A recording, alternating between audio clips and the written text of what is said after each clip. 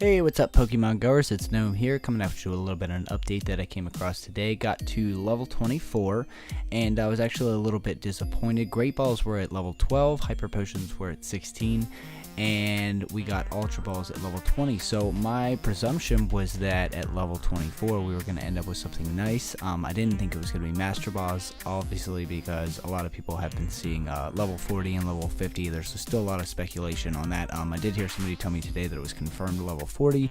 I have not seen that officially yet. But like I said, it leaves a lot of room for other items that could come into play and what could actually show up. And at this point, it looks like for level 24, there were no new items. Maybe that's something that they changed going into level 25. I did notice from moving to level 20 to level 24 so far, every single level ups another 120 or another 25,000 XP. So at this point, I'm up to 150,000 XP to make the level 25. Once I hit that level, if anything new does show up, I'll definitely be sure to post that ASAP. And another thing that's been really kind of bugging me at this point, and mainly just because I really don't know either way, nobody's had enough really proof. There's a rumor going around from about 3 days ago, it's floating around Reddit, that you can control your evolutions if you so simply name them Pyro, Rainer, or Sparky. I have seen this work. Technically, I have seen this not work technically. There's also a rumor going around that it only works for your first try. My argument to the speculation that it does or does not work is that you really have a 1 in 3 chance of getting what you wanted anyway. There's also some speculation, again, nobody's really confirmed and everyone seems to have a different answer, that the second move on the EV is what controls the evolution.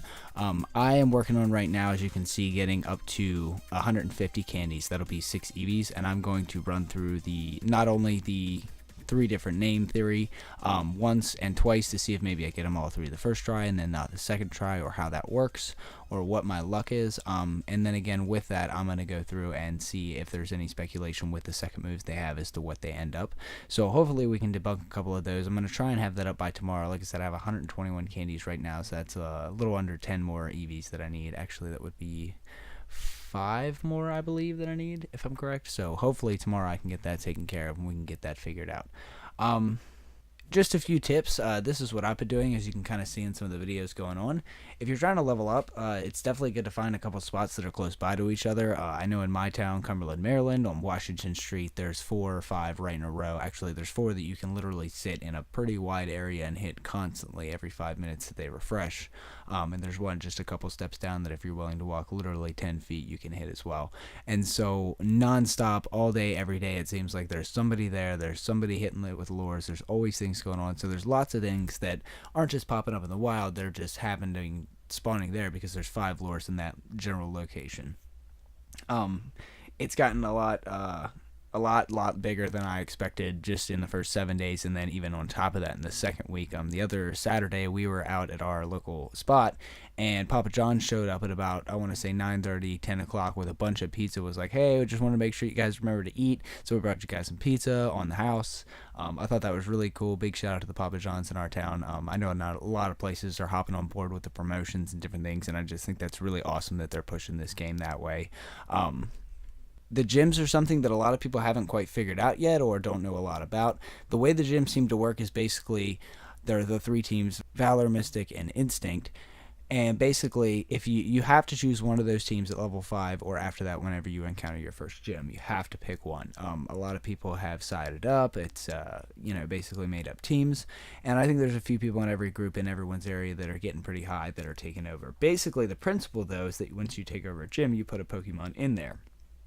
You can then use your other Pokemon as well as other people on your team to level up that gym. You basically battle against your own Pokemon. You can only use one, and with that you can only go against the lowest Pokemon first, and you fight until basically your Pokemon goes down. And at that point you restart. You get more XP for each one that you get through, and this can be a little bit challenging if you're trying to make a gym a little bit better, but you put your best Pokemon in there because you won't have anything to beat it, unless of course you can use like fire to water or something like that to kind of counter the CP level that you're fighting against of your Pokemon. So basically it's up to you to decide how you want to make that easy on yourself. I, for one, the best thing I can recommend is if you have a team of like 4 or 5 different people, put a really high couple in there, but make sure there's a low one in there too, so that the rest of your team, even if they put their best Pokemon in there, can level it up. You don't want to go too low, obviously, because then other teams can come in and do the same thing and take over your gym. At that token, like I said, once you take a gym, it'll build up in tiers. The XP gets a little bit harder each time to take the gym back down. But if you're fighting an opposing team's gym, you get to use a full 6 Pokemon towards whatever Pokemon are in the gym. Now that could be 3 Pokemon if it's level 3. That could be 9 Pokemon if it's level 9. And that I've never seen a limit to that so far. I saw one the other day that my team had Velour, and it was all the way up to 11. So that can keep going and going and going. There's just a lot of stuff that can really go on there. In my town, you can actually see in some of the videos here, there's 4 within that general block area, just about maybe 3 blocks away is the farthest one, and we're constantly battling over them. You can pretty much get coins out of it. If you go into the shop, you'll pay attention to the top right corner, you can cash in there. You can do it once every day. It seems like it's actually 21 hours to give you a little bit of a break on the day in case you missed it. But it's beneficial for that. At this point, though, it doesn't seem like there's any other benefit, and I think everyone's kind of hoping or thinking that maybe those have something to do with the legendaries. But at this point, it's really all up in the air. I don't think anybody really knows what's going to happen. It could be exactly that. You have to be on your team to get it, and they could introduce trading, and that could be the way that, just like in the originals, that you had to hook up with somebody else, and it's social. So who knows what they're really going to do. I just wanted to bring you guys an update on level 24, that I know it's a really tough grind once you get there, but unfortunately there's nothing too exciting once you get there. I'll be working really hard tomorrow to debunk the Eevee theory and see if I can get to level 25 and see if maybe there's anything exciting there. Hope you guys enjoyed this video. If you did, please press the like button and subscribe. I'll definitely have more coming on Pokemon Go at you very soon. Have a good one, guys.